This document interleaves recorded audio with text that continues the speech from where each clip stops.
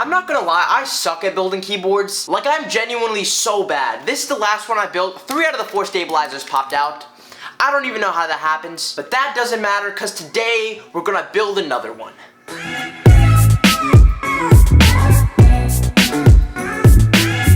Like I said, this build is about $350. Here are the parts. This is the TKC Portico, a $150 budget board that people really hate. The board itself is actually pretty decent, but the quality control is hot garbage. Mine's no different. It's literally missing 3 standoff screws, and when I shake it, it literally sounds like a maraca. As for the switches, we're going to be using creamsicles. Kind of an interesting choice, but I can make them, so I just thought, why not? Is it smart to put such a nice switch in a budget board? No. Do I care? Also no. For keycaps, we're just going to be using NP Japanese PPT keycaps. Nothing special, but they're decently thick, and also I'm a huge fan of NP profile. Anyways, now we can finally start building this thing. First thing that I have to do is disassemble the Portico to install the stabilizers. The Portico comes with C3 equalizer stabilizers, but we already have enough TKC in this build, so I'm going to go with Duroc V2s, provided by Prevail Key. Use code TARNTECH for 5% off that Prevail Key.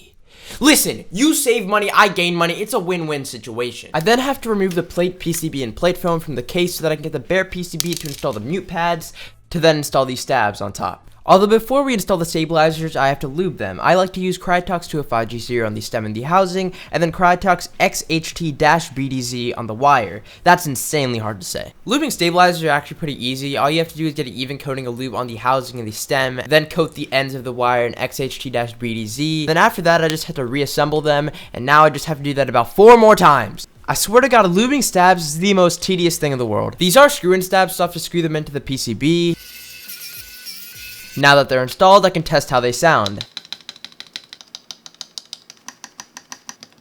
Surprisingly enough, it actually sounded pretty good. The spacebar did have a little bit of rattle, but to be honest, I didn't care enough to fix it, so I just started assembling the plate, PCB, and plate foam back together. Now it's finally time for these switches. Creamsicles are a combination of a tangerine and a novelty cream. To make them, you essentially have to take apart both switches and transfer the stem of the novelty cream into the housing of the tangy.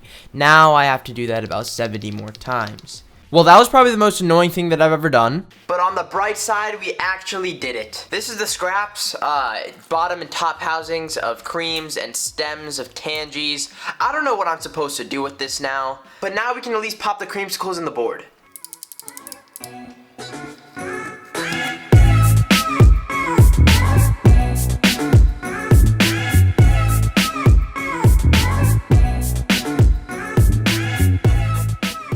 Now that I installed the switches, I can get back to rebuilding the Portico. It's relatively simple. First, I drop the PCB into the top part, then I place the silicone dampening pad underneath the PCB, and lastly, I just screwed in the bottom part.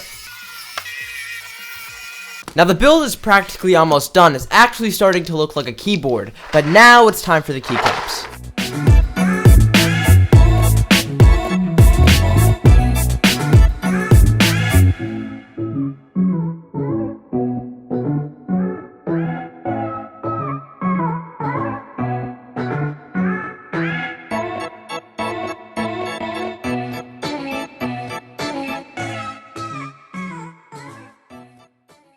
I ran into a little bit of an issue. The keyboard sounds fine, but it doesn't sound nearly as nice as I want it to, but I have a plan for that.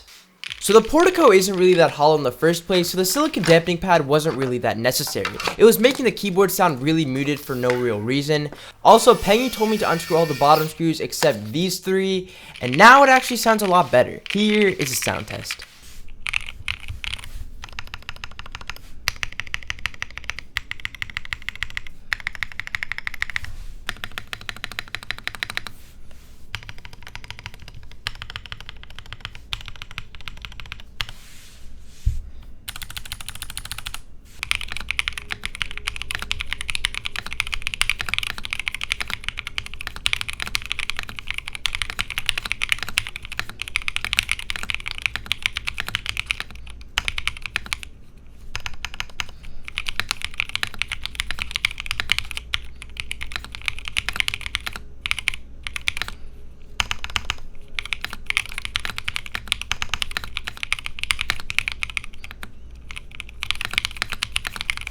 I'm really happy with how this build turned out. My original plan with the keyboard was just put it on my pegboard, but I actually really like it and I think I'm going to main it in my setup for a little bit. As for my opinion on the Portico, I don't really think it's all that bad, although there's definitely some better options. Although if you want to build a keyboard at the time and everything else is out of stock, getting a Portico really isn't that big of a deal. Anyways, huge thanks to Prevail Key and KBD fans for providing some parts for this build, and affiliate links in the description. Anyways, hopefully I start uploading on this channel more, and if not, see you in like 3 years.